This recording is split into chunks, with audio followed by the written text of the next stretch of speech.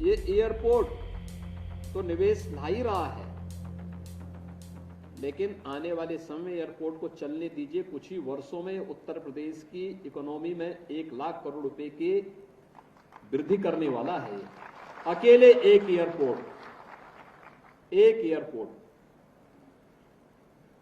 और अब तो यहां पे मेडिकल डिवाइस पार्क भी बन रहा है, अब यहां पे फिल्म सिटी भी बन रही है।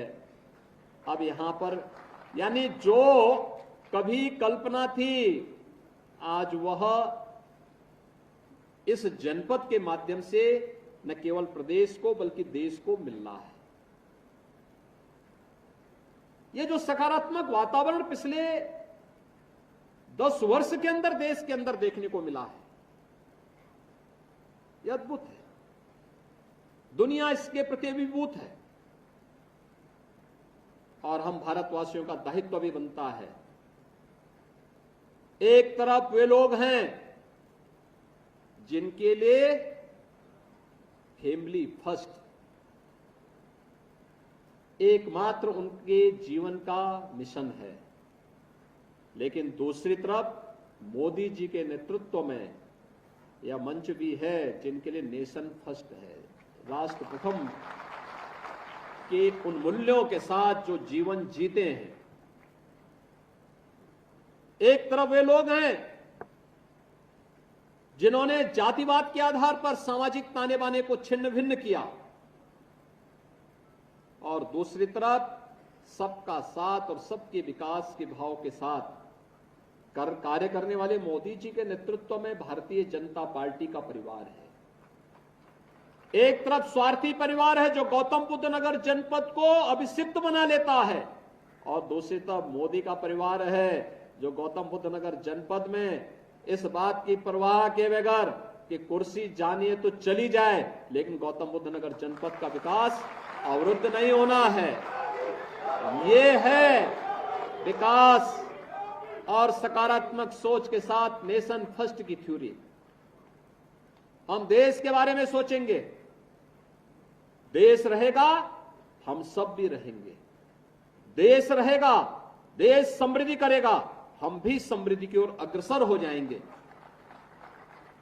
एक वो भारत था जब लोग भूखों मर रहे थे, अन्नदाता किसान आत्महत्या कर रहा था, नौजवान पलायन करने के लिए मजबूर था, इंडस्ट्री बंदी के कगार पर थी, गुंडे और अपराधी जिस तरीके से व्यवहार करते थे, जिस प्रकार की अराजकता फैलाते थे, यही राज्य है। दंगा होता था, कर्फ्यू लगता था। मैं किसी देश में गया इस दौरान, मेरे पास वहां पर भारत के जितने भी हमारे राजनयिक थे, जिस भी देश में गया वहां पे लोग आके 2-4 अधिकारी मिलकर कहते थे कि साहब हम लोग तो यहां काम कर रहे हैं, हमारे बूढ़े माँ बाप हैं, गौतम बुद्ध नगर जनपद में हमने एक फ्लैट के लिए पैसा जमा किया था, कोई कहता था 10 साल हो गए, कोई कहता था 12 साल हो गए, कोई कहता था 15 साल हो गए, आज तक हमें नहीं मिला। और मुझे जब हम लोगों ने कमेटी गठित की और कमेटी की रिपोर्ट आई तो मैंने यहां पे उसी समय अथॉरिटी से कहा, मैंने कहा भी देखो कमेटी की रिपोर्ट को अब लागू करो, हर हाल में लागू कर दो, कोई इसमें विवाद नहीं होना चाहिए, और हर एक बायर्स को उसका अधिकार मिल जाना चाहिए। इसकी प्रक्रिया को तेजी के साथ आगे बढ़ा दीजिए। और मुझे सचमुच बहुत अच्छा लगा, मैं उस दिन आ नहीं पाया, मुझे यहां आना था, लेकिन चूंकि 3 बजे चुनाव आयोग की बैठक शुरू हो गई तो मैं नहीं चाहता था कि मुझे बीच कार्यक्रम से उठना पड़े, और मैं इसीलिए मैंने कहा भी कार्यक्रम आपका जरूर रहना, मैं नहीं रहूंगा, लेकिन जनता को वहां का अधिकार मिलना चाहिए, जनप्रतिनिधियों की जो मांग है उसको पूरा किया जाना चाहिए। और परिणाम था जब मैं अगले दिन पेपर की पट्टिंग में मंगा के देखा, मैंने कहा देखा किसी को 27 साल के बाद, किसी को 25 साल के बाद, किसी को 23 साल के बाद, किसी को 21 साल के बाद उनका मकान का अधिकार मिला, तो लोग चेहरे की खुशी देखने लायक थी उस समय। और हम लोगों के लिए इससे ज्यादा खुशी क्या, जनता जनार्दन खुश है तो हम लोग खुश हैं, हमारे लिए सबसे बड़ी खुशी वही होती है। एक कॉमन मैन खुश है तो हम खुश हैं। लोग कहते हैं कि अपराधियों के खिलाफ कार्रवाई करते हैं क्या डर नहीं लगता, मैं कहता हूं जब पब्लिक सुरक्षित अपने को महसूस करे तो मेरी सुरक्षा उसी में नहीं थी। और इसीलिए यह कार्य जिस प्रतिबद्धता के साथ सरकार कर रही है आप सबके सामने है। एक तरफ वे लोग थे जो कर्फ्यू लगाते थे और दूसरी तरफ ये सरकार है जो कर्फ्यू नहीं, कावड़ यात्रा शानदार तरीके से चला देती है। अंतर है। देखो, केवल सोच का अंतर है। उनको कर्फ्यू प्यारा था, लेकिन हमें कर्फ्यू नहीं, हमें तो जनता की खुशहाली प्यारी है। जनता जनार्दन जिसमें खुश रहे, जिसमें वो सुरक्षित रहे, जिसमें वो समृद्धि की ओर अग्रसर होगी, और उस कार्य को करने के लिए हम लोग आए हैं। मोदी जी के नेतृत्व में सब कार्य देश के अंदर हो रहा है। गरीब कल्याणकारी योजनाओं के बारे में कोई सोचता है? कितना बड़ा कार्य हुआ है। हमने अकेले उत्तर प्रदेश में 56 लाख गरीबों को एक एक आवास दिए हैं। 56 लाख गरीबों को। देश के अंदर 4 करोड़ गरीबों को मकान मिले हैं। 80 करोड़ गरीबों को फ्री में राशन की सुविधा। 25 करोड़ गरीब देश के अंदर ऐसे हैं जो गरीबी रेखा से ऊपर उठे हैं, और प्रदेश के अंदर 6 करोड़ गरीब ऐसे हैं जो गरीबी रेखा से ऊपर उठ चुके हैं। 10 करोड़ गरीबों के घर में रसोई गैस का सिलेंडर पहुंच गया। नहीं तो 2014 के पहले क्या था, एक कनेक्शन लेने के लिए हजारों रुपया भी खर्च होता था, और रुपया खर्च अलग होता था। पर्व और त्योहार के दिन अगर एलपीजी का सिलेंडर खाली हो गया और सिलेंडर के साथ सारा परिवार का पर्व और त्योहार का जो मजा था वो फीका हो जाता था, क्योंकि रसोई गैस का सिलेंडर, रसोई गैस है ही नहीं घर में। कैसे घर में कोई कुछ बनाएगा? ये सारे फीके हो जाते थे। और अगर कोई जबरदस्ती करता था कि नहीं हमें रसोई गैस चाहिए, तो रसोई गैस तो नहीं मिलती थी, लेकिन पुलिस का डंडा जरूर मिल जाता था। लेकिन आज देश के अंदर 10 करोड़ गरीबों को फ्री में रसोई गैस की कनेक्शन भी मिले हैं, और साथ साथ जब मर्जी तब आप रसोई गैस के सिलेंडर ले सकते हैं, कोई बाध्यता नहीं। इसलिए सरकारों ने बांध दिया था कि साल में 6 देंगे। यानी जैसे कोटा सिस्टम इन्होंने लागू कर दिया था पूरे देश के अंदर। देश को इसी ढंग से चलाया जा रहा था।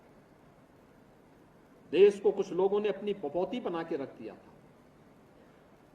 इससे देश नहीं चलता है। हम लोकतांत्रिक मूल्यों के साथ रह रहे हैं, और लोकतांत्रिक मूल्यों के साथ हमारी प्रतिबद्धता है।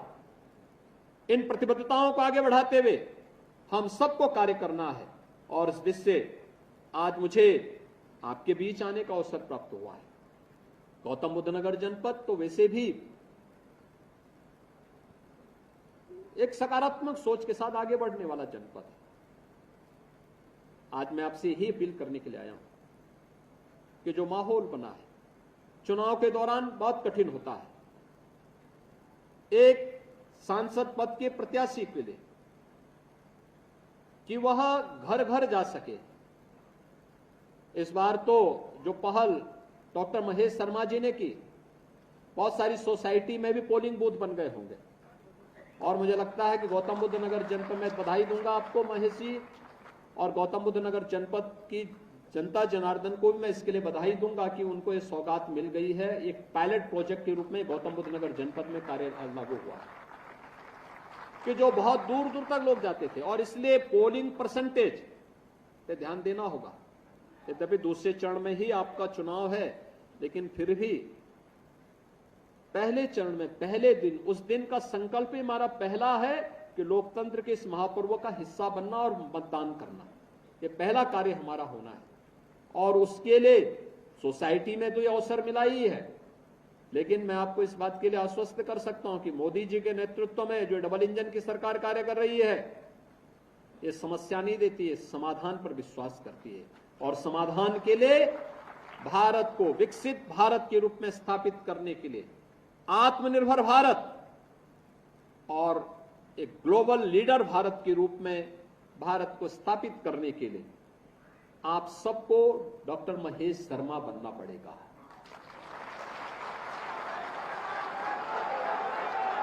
रिकॉर्ड वोटों से डॉक्टर महेश शर्मा जी को चुनाव जिताने के लिए लगना पड़ेगा। कोई भी अति आत्मविश्वास का भाव नहीं होना है। युद्ध और चुनाव दोनों पूरी सावधानी और पूरी सतर्कता के साथ लड़े जाने चाहिए, पूरी मजबूती के साथ लड़े जाने चाहिए। हम उसी सतर्कता और सावधानी का परिचय देते हुए एक एक वोट डॉक्टर महेश शर्मा जी को दिलवा करके 80 उत्तर प्रदेश के अंदर 80 मनकों की जो माला मोदी जी के गले में पड़नी है, उसमें से गौतम बुद्ध नगर जनपद की जो माला होगी सर्वाधिक वोटों की होनी चाहिए, क्योंकि देश के अंदर सबसे ज्यादा निवेश भी और सबसे अधिक आर्थिक प्रगति के साथ साथ सब कुछ आपको मिला है। मेट्रो आपको मिल गई, डेडिकेटेड फ्रेट कॉरिडोर के दोनों eastern and western dedicated freight corridor का जंक्शन भी आपको मिल गया, एयरपोर्ट भी आपको मिल गया, फिल्म सिटी भी आपको मिल गई, मेडिकल डिवाइस पार्क भी मिल गया, और सबसे ज्यादा निवेश के साथ साथ सबसे ज्यादा पर कैपिटा इनकम वाला जनपद भी गौतम बुद्ध नगर जनपद बन गया है। तो इन सभी उपलब्धियों के लिए केवल आपसे यही अपेक्षा रखेंगे कि अगर हम लोगों ने आने का अभिशाप को तोड़ा है तो आपको चुनाव बूथ पर जाने के अभिशाप से भी अपने को अलग करना पड़ेगा कि हम जाएंगे जरूर। गर्मी होगी, सर्दी होगी, बरसात होगी, कुछ भी होगा, हम पोलिंग बूथ पर जाएंगे और प्रत्येक जनता जनार्दन से यही अपील करनी है कि अपने लोकतांत्रिक अधिकार का प्रयोग जाकर के देश के लिए करना है। मोदी जी ने निस्वार्थ भाव के साथ देश के लिए, देश की सेवा का जो कार्य किया है, इसके लिए अपने आप को लगा करके कार्य करना है। भारतीय जनता पार्टी को भारी बहुमत से विजयी बनाने के लिए कार्य करना है। इस अपील के साथ मेरी आप सबसे अपील होगी कि आप सभी प्रबुद्धजन, यहाँ पे इंडस्ट्री से भी लोग आए हैं, व्यापार मंडल से भी आए हैं, अधिवक्ता समुदाय है, शिक्षा जगत से जुड़े हुए हमारे सभी विद्वान लोग हैं, चिकित्सक हैं, डॉक्टर महेश शर्मा जी स्वयं चिकित्सक हैं, समाज जीवन के अलग अलग क्षेत्र से जुड़े हुए तमाम हमारे प्रबुद्ध जन यहाँ पर उपस्थित हुए हैं। आप सबसे मैं अपील करूंगा, आप सब भी अपनी अपनी टोली लेकर के 2 विधानसभा हमारी जनपद बुलंदशहर में पड़ेंगी और 3 विधानसभा इस जनपद में पड़ेंगे। इन सभी जनपदों में हम लोग जा करके इन सभी विधानसभा क्षेत्रों में अपनी अपनी टोली को ले जाकर के एक एक व्यक्ति से अपील करेंगे और भारी बहुमत से डॉक्टर महेश शर्मा को विजयी बनाने के लिए हम लोग कार्य करेंगे। इस विश्वास के साथ आप सबको मैं वासंती नवरात्रि और रामनवमी की मंगलमय शुभकामनाएं आप सबके प्रति देते हुए अपनी वाणी को यहीं पे विराम देता हूं। धन्यवाद। जय हिंद। बहुत बहुत आभार माननीय मुख्यमंत्री जी।